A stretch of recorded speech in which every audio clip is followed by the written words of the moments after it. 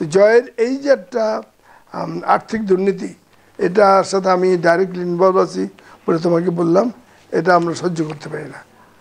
এবং এখন তো দেখা যাচ্ছে তাদেরই মন্ত্রী দরবেশ সালমান রহমান নিজেই বলেছে যে এখান থেকে শত শত কোটি টাকার যে সব প্রজেক্ট, এইসব প্রজেক্ট থেকে হাজার হাজার কোটি টাকা ওই শেখ রেহানা আর জয় এরা নিয়েছে।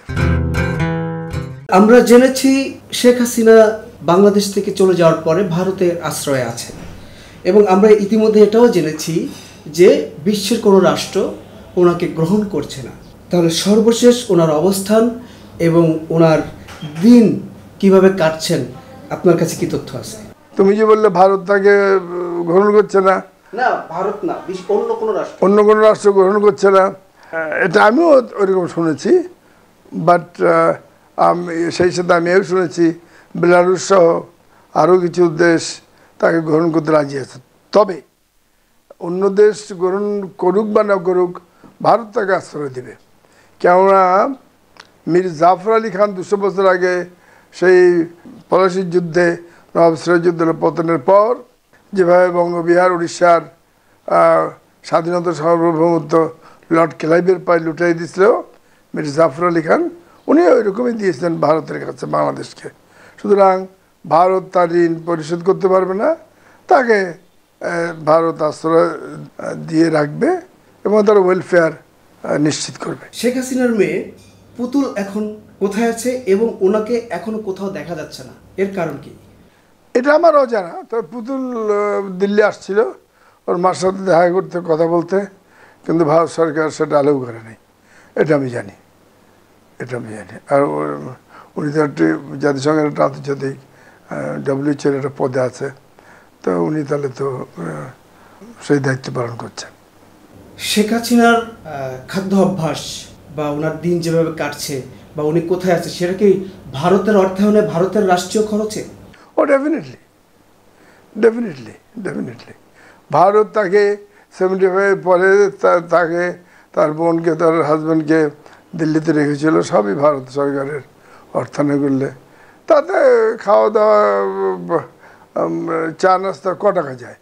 ভারতকে উনি যা দিয়েছেন, ভারত তা কিয়ামত পর্যন্ত সেই ঋণ পরিশোধ করতে পারবে না, উনি নিজে তা বলেছেন, প্রকাশ্যে ঘোষণা করেছেন, এবং ভারত সেটা তার ঘোষণাকে অনুমোদন করেছে। সুতরাং উনি ব্রেকফাস্ট কী করবে, লাঞ্চ কী করবে, ডিনার কী করবে, সেটা নিয়ে কোনো প্রশ্নই উঠতে পারে না। শেখ হাসিনার ছেলে সজীব অজেদ জয়, তার সম্পর্কে আপনার বিশ্লেষণ কি? সজীব অজেদ জয় সম্পর্কে আমি ডাইরেক্টলি বলতে পারি যে সে যে বাংলাদেশের জন্য যে কিনেছে স্যাটেলাইট, সেখানে সে যে তার যে আসল মূল্য তার চেয়ে 10 গুণ বেশি মূল্যে কিনেছে। তারপরে তার মধ্যে অনেক ফলস ইলিগাল ডকুমেন্ট ঢুকেছে, যেমন অরিজিনালি ছিল এটা 15 বছর গ্যারান্টি, সেই জায়গায় সে 25 বছরের গ্যারান্টি ক্লজের ডকুমেন্ট ঢুকিয়েছে।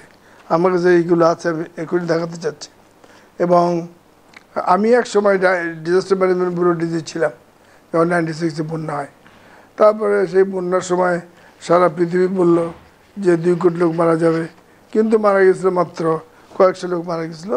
ফলে বাংলাদেশের খুব সুনাম হয়েছিল, বলছে বাংলাদেশ ডান মিরাকেল, এইসব বলে নিউজউইক কভারেজ করেছিল।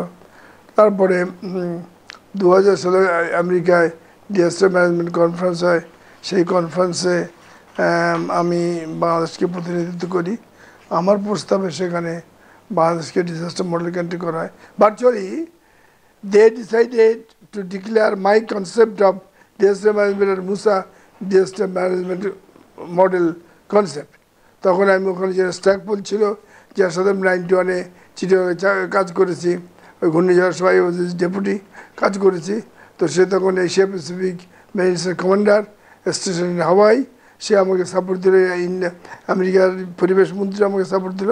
I said tears virtually, I said যে আমার নামে মডেল মুসা মডেল কনসেপ্ট ঘোষণা করো না, বাংলাদেশ মডেল কান্ট্রি ঘোষণা করো। I M A freedom fighter, আমার কোনো অস্তিত্ব নাই আই লাভ মাই কান্ট্রি। তো তখন ওই আমেরিকান প্রভিনসি বলতো, oh you belong to the Tagores, তো ইয়েস এক্সেন্স। তখন বাংলাদেশকে মডেল কান্ট্রি ঘোষণা করলো। কিন্তু আনফর্চুনেটলি, এইটা আমি একটু উল্লেখ করতে চাই, আনফর্চুনেটলি আমি যে বাংলাদেশকে মডেল কান্ট্রি ঘোষণা করলাম ডিজাস্টার ওয়ার্ল্ড ডিজাস্টার ম্যানেজমেন্ট কনফারেন্সে আমার নামে আমি ওটা করলাম, অথচ আমি দেখলাম যে পরবর্তীকালে এটা মাননীয় প্রধানমন্ত্রী তদানীন্তন প্রধানমন্ত্রী ঘোষণা করলেন যে আমি বাংলাদেশ মডেল কান্ট্রি আমি ঘোষণা করছি। এটা ডাহা মিথ্যা। এই যে দেখো সেই সময় যখন 96-এ বন্যায় বলছে 2 কোটি লোক মারা যাবে, সেইটা আমি ডিজাস্টার হিসেবে মোকাবেলা করলাম। অফকোর্স গভর্নমেন্ট, ডেফিনেটলি গভর্নমেন্ট, এবং তারপরে ওয়ার্ল্ড ডিজাস্টার ম্যানেজমেন্ট কনফারেন্সে হাওয়াইতে আমার নেতৃত্বে বাংলাদেশকে মডেল কান্ট্রি ঘোষণা করা হলো। এবং জেনারেল স্ট্যাকপোল ছিল, সে আমাকে বিরাট সাপোর্ট দিয়েছিল যে বাংলাদেশ ডিজাস্টার মডেল কান্ট্রি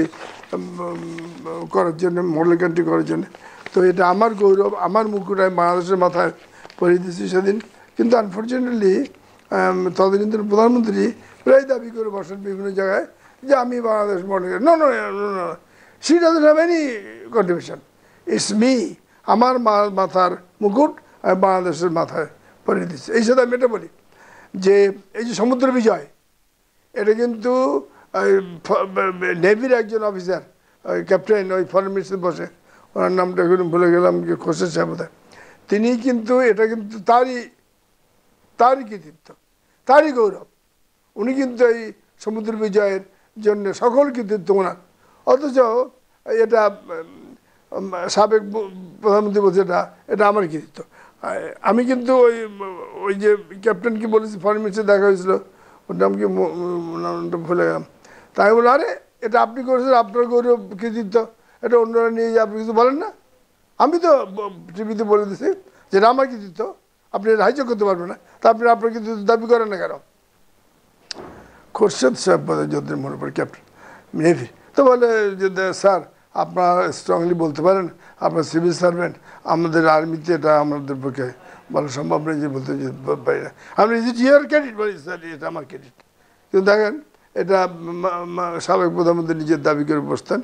যাই হোক, হ্যাঁ, এই জয় প্রসঙ্গে বলি, এই জন্য ওই কনফারেন্সে প্রস্তাব করা হয় যে বাংলাদেশ কেন, এই যে পানি আসে ভিয়েতনাম থেকে, হিমালয় থেকে, তারপরে ভারত থেকে, পাকিস্তান থেকে, বাংলাদেশ কেন প্রোটেকটিভ মেজার্স নেয় না কেন? তখন আমি বললাম যে আমাদের সাথে ভারতের একটা চুক্তি আছে যে তারা আমাদের আগাম জানাবে, কিন্তু তারা জানায় না। তখন বললো যে আমরা বললো তোমার স্যাটেলাইট কেন, আমরাই তোমাদের সাপোর্ট দেবো। সেই স্যাটেলাইট আমি কেনার জন্যে আমি ইন্টারন্যাশনাল টেন্ডার কল দিলাম। এই ইন্টারন্যাশনাল টেন্ডার কল দিয়ে আমি ফ্রান্সের কোম্পানিকে দিলাম। ফ্রান্সের কোম্পানি অনেক কম টাকায়, এরা যে জয় যে টাকা কিনেছে তার চেয়ে 10 ভাগের 1 ভাগ টাকায় ওইটা আমাকে দিতে রাজি হলো।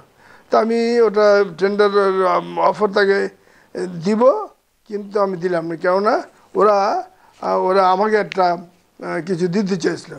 তখন আমি তো একটা ইমামের সন্তান, আমি তো আগুন হয়ে গেলাম, সে পর্যন্ত আমি ওটা বাতিল করে দিলাম। কিন্তু যখন জয়টা নিল এই স্যাটেলাইটটা, এই তার চেয়ে 10 গুণ দাম বেশি দিয়ে, তখন আমাকে আমার সেই ডিজাস্টার ম্যানেজমেন্ট ব্যুরোর অফিসার আমার বাড়ি আসলো, সে বললো স্যার আপনি নেন নাই, আর সেইটা এখন 10 গুণ দামে এই জয় নিয়েছে, এখানে সে কমপক্ষে 3000 কোটি টাকা বেনিফিট নিয়েছে, 3000 কোটি টাকা বেনিফিট নিয়েছে। এই ডকুমেন্টটা আমি দেখাতে চাচ্ছি তোমাকে। তা আমি বললাম যে তো তোমরা ডকুমেন্ট আমাকে দাও। ওরা আমাকে ডকুমেন্ট দিল, তাতে দেখা যাচ্ছে যে এই যে ভারত চন্দ্রযান পাঠিয়েছে মহাকাশে 660 কোটি রুপি দিয়ে, আর আমরা বঙ্গবন্ধু স্যাটেলাইট কিনেছি 4200 কোটি টাকা দিয়ে। এটা গ্যারান্টি ক্লজ 15 বছর, কিন্তু ওখানে জাল দলিল ঢুকেছে, 25 বছরের জাল গ্যারান্টি ক্লজ ঢুকিয়েছে জয়। এখানে 3000 কোটি টাকার লুট করা হয়েছে ফরেন কারেন্সিতে। অথচ এইটা আমরা কিনতে চেয়েছিলাম, যখন কিনতে চেয়েছিলাম 2000 সালে, তখন এটার দাম আমাদের পড়েছিল ওই 900 কোটি টাকার মতো, 900 কোটি টাকার মতো বাংলাদেশ টাকায়। ইউএনডিপি আর আমেরিকা এটা সাপোর্ট দিচ্ছিল, কিন্তু ওরা আমাকে একটা কিছু অফার করায় আমি খুব মানে খুব ক্রুদ্ধ চিত্তে বাতিল করে দিলাম। তা আমার সেই সব অফিসার আমার বাড়ি এসে বলছে, স্যার তখন নেন না, এখন দেখেন এটা 3000 কোটি টাকা অতিরিক্ত দিয়ে জয়। তো জয়ের এই যে একটা আর্থিক দুর্নীতি, এটার সাথে আমি ডাইরেক্টলি ইনভলভ আছি বলে তোমাকে বললাম, এটা আমরা সহ্য করতে পারি না। এবং এখন তো দেখা যাচ্ছে তাদেরই মন্ত্রী দরবেশ, পুরো নাম কি, সালমান রহমান নিজেই বলেছে যে এখান থেকে শত শত কোটি টাকার যে সব প্রজেক্ট, এইসব প্রজেক্ট থেকে হাজার হাজার কোটি টাকা ওই শেখ রেহানা আর জয় এরা নিয়েছে।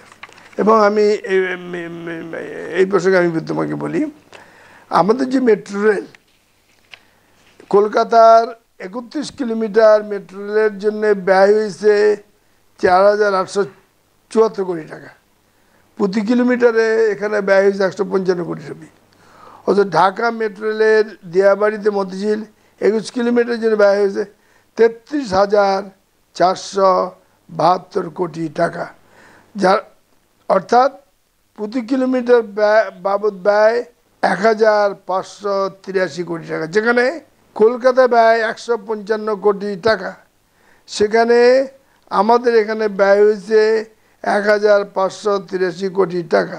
অর্থাৎ এখানে 1300 কোটি টাকা প্রতি কিলোমিটারে, প্রতি কিলোমিটারে 1300 কোটি টাকা এখানে বেশি লুট করা হয়েছে।